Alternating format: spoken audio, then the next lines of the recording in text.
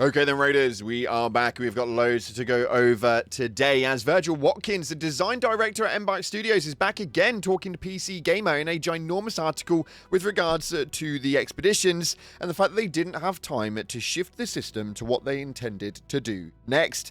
This is a very, very big one, as it appears that there's quite a lot in development with regards to how it is that expeditions are going to work moving forward. As to whether that's going to make it into the third expedition cycle, we'll have to wait and see, but we're going to bring you guys all the information and break down this article for you guys today.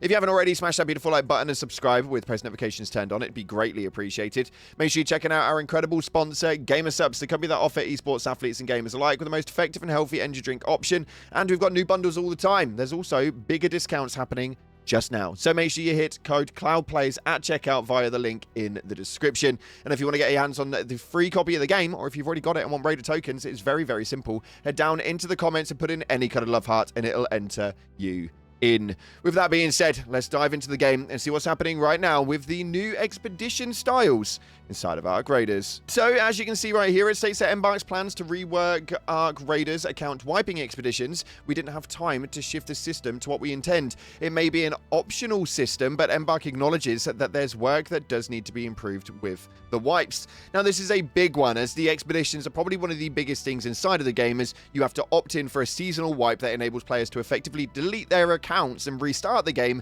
every few months. And in return, you get a few semi-permanent boosts, such as extra stash space, maybe some extra perk points, plus unique cosmetics to show the fact that you've actually nuked all of your own stuff yourself and restarted from scratch. Now, this new fun loop, if you want to call it that way, to take part in it, you have to collect and donate a long shopping list of additional items, and then you can obviously collect a certain amount of money, and you're going to be able to jump into the expedition cycle. Now, you used to be after collecting 5 million by the end of it to receive all of the points available inside of the expedition in terms of skill points and stash pace and so on and so forth. They've since then reduced it to 3 million is what you now need to require to go into the expedition that's happening in just a few days' time. Now, speaking with Virgil Watkins, the design director on Ark Raiders Embark Studios, he actually acknowledges the issues that remain unresolved and is looking into how it can improve the system. Now, first off, it's a bit of an experiment, is what Watkins actually said, because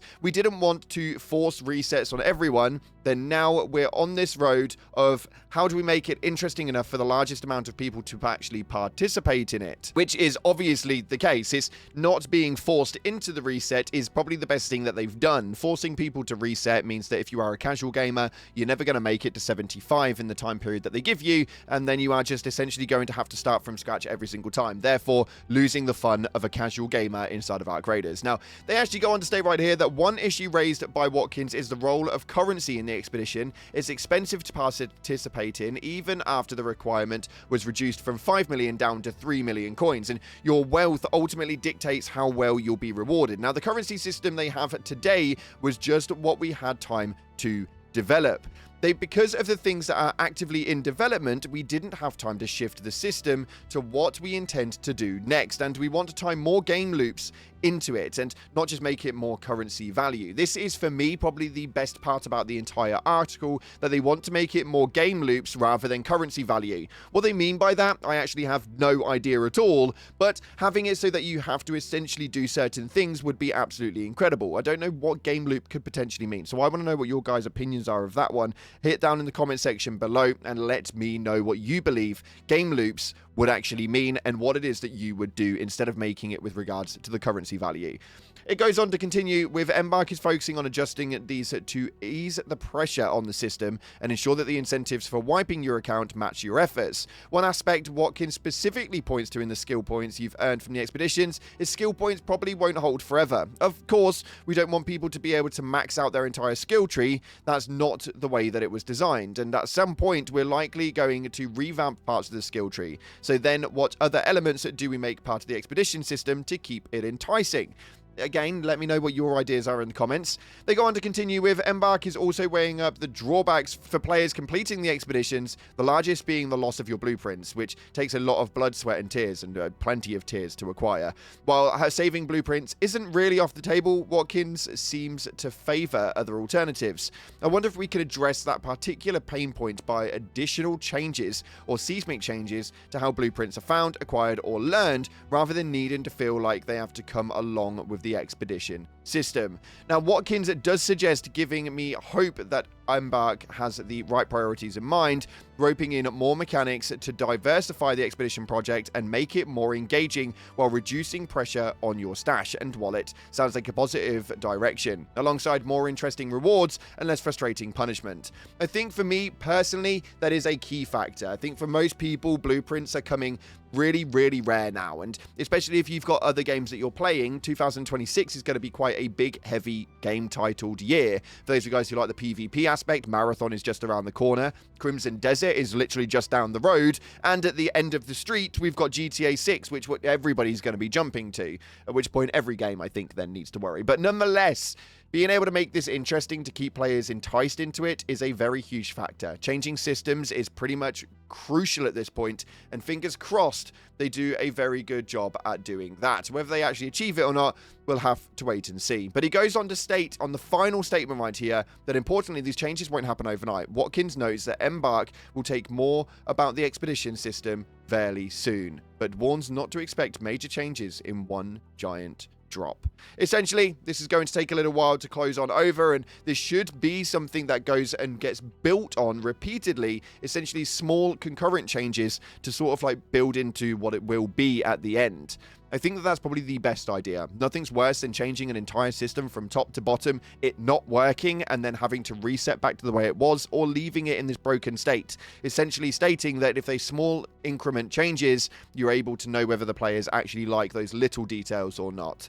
I'm definitely intrigued to see how it will go, and I am going to obviously have to jump into this expedition. For those of you guys who don't know, I actually skipped the first expedition. I didn't think it was much of an incentive at all, considering my blueprint gain was very, very low. I played 2 or 3 games totaled here on the channel, so you can imagine getting those blueprints is pretty grindy and a difficult surge indeed, even with the amount of time that I have to play. But for me personally, I think that this could be a very interesting one indeed. We'll get through this expedition to make sure we're not too separated from other players in terms of points and stuff, but other than that, I think that they really need to work hard. We asked you in the last video, though, to hit the comments section as we had a brand new update with new skins and new arc that were suggested to come out. There's a new Big Shrouded Sky update is going to be coming on Tuesday, bringing the Hurricane, of which, yes, you are going to want to make sure you're subscribed to the channel to make sure you don't miss it. I wanted to know all of your opinions on that video, and hit the comment section. The top comments will always feature in the next video. So right here, that's exactly what we've got. This first one right here coming from Perplex Jade states, I've also noticed something about a beard teaser.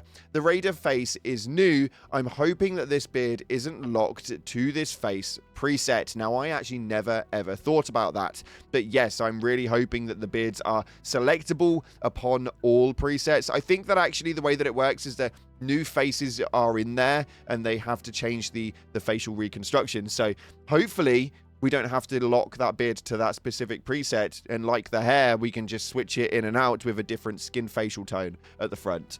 That's definitely needed. This next one right here states, really can't wait to see the alternative colors on that skin. Do we know what? This skin, actually, the new skin, which is looking to be the Raider deck skin, genuinely looks like one of my favorite skins inside of the game. I love, and I'm a sucker for a hooded mask skin. This thing is going to run my inventory big time. 110%. And this final one right here coming from Slither states, the game is set in southern Italy, so it's probably all the maps. Now, actually, that is a very valid point. The entire game is set in southern Italy, which essentially could mean that we could be seeing it across all maps. And based on the trailer, we saw Spaceport, we saw Dam Battlegrounds, and we know that they're talking about the Buried City, so it is likely that we'll see this new map condition floating around absolutely everywhere. I hope so, man. A hurricane doesn't get confined to one space.